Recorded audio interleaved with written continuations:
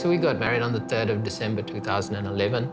We did talk about how we wanted to travel the world, parts of Africa and to Thailand. And when we did our European trip, lo and behold, we found that we were pregnant in the beautiful country of Norway.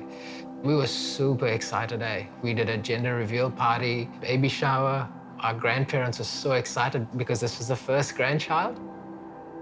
We went to all of our antenatal classes religiously. We took down notes. We wanted to be the best parents ever. Around 5 o'clock, we decided to make our way to the hospital as the contractions were getting quite close and quite painful. And the midwife had come in and she checked for the heartbeat. And I still remember she was checking and then she just put the blanket back over my tummy and just looked at Ray and I and said, "Ray and Michelle, I'm sorry, your baby has passed away." Obviously, we went to hospital expecting to go back with our beautiful baby, and instead we were having to plan funeral arrangements. So that was incredibly hard. I started to look at him with such love, and to me, that was still my baby. And yeah, he was just so gorgeous.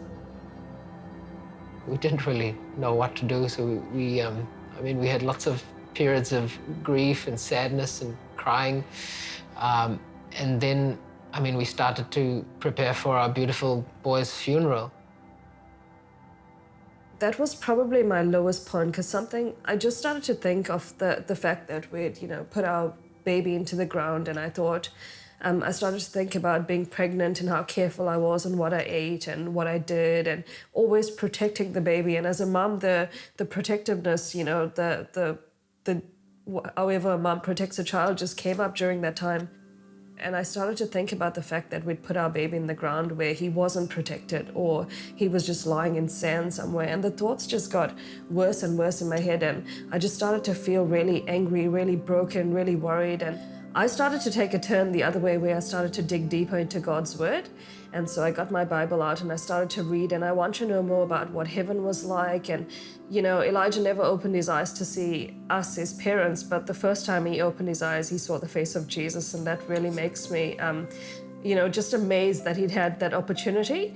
It was those things that really made me feel like he was in a safe place. And I knew in my heart that he was taken good care of, and that just made me search more and more into God. 3 months after Elijah had passed away, we found out we were pregnant again. Zachary came out pretty quickly with about 5 pushes or so, and he came out crying, and we were just crying with joy. We were so happy. Life with our little boy Zachary has been amazing. We're so excited to be in this phase, and he's brought so much of joy, and he's healed so much of pain that we felt.